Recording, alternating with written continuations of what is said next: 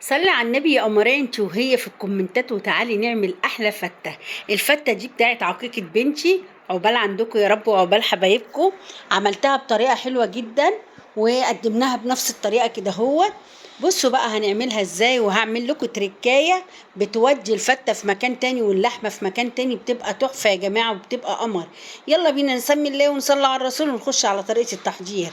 انا معايا حلتين لان كانت بسم الله ما شاء الله اللحمه كتير. ورحت اول حله اللي هي حله الضغط عشان كنا نسعف نفسنا بقى شويه كده. ورحت حاطه اللحمه بتاعتي كم طبق كده، حطيتهم هنا اهو. وبعد كده هسيبهم اهو.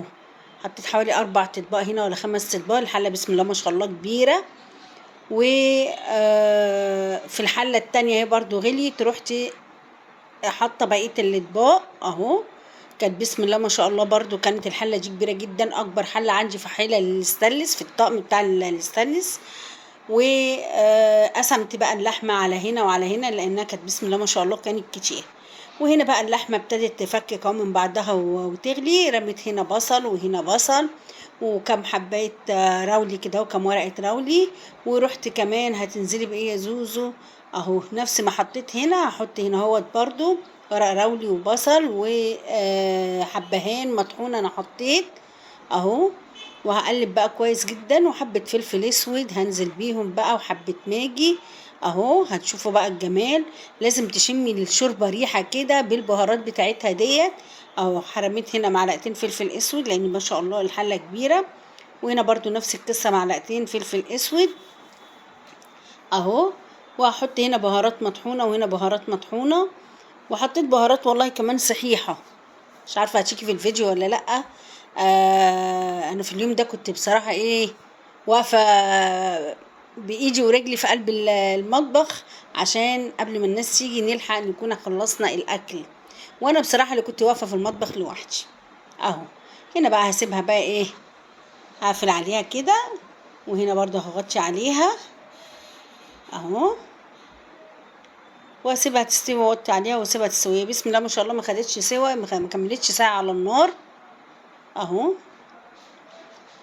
تعالي بقى يا زوزو هنسيب اللحمه تستوي وهنعمل تعالي يا قلبي زوزو. الحلتين هم كانوا على البوتاجاز.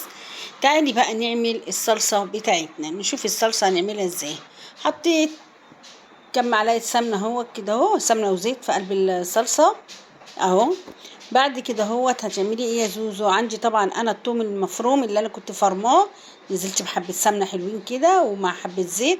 وهنزل برضو بحبه ثوم حلوين كده اهو. وهشوح بقى كل في السمنه اللي انا حطاها. انا عملت كميه لان انا عامله صلصه كتير، وابني بيحب الطشه المخلي ديت، بخليها له لوحدها كده بيحبها على الفته قوي. واسيبها بقى لحد ما بصوا ابتدت بقى تبقبق معايا اهو. وبعد كده اول ما تخش في الصفار هتعملي يا زوزو؟ هنزل بشويه خل كده حلوين وشم الريحه بقى وفحفحت الريحه بقى. الريحه قلبت الشقه والكل قال لي ايه الروائح الجامده ديت يا ماما. وبعد كده رحت نازله، كان عندي كام كيس طماطم مفرزاهم في الفريزر، رحت فاتحه الطماطم ونازله بيها كمان.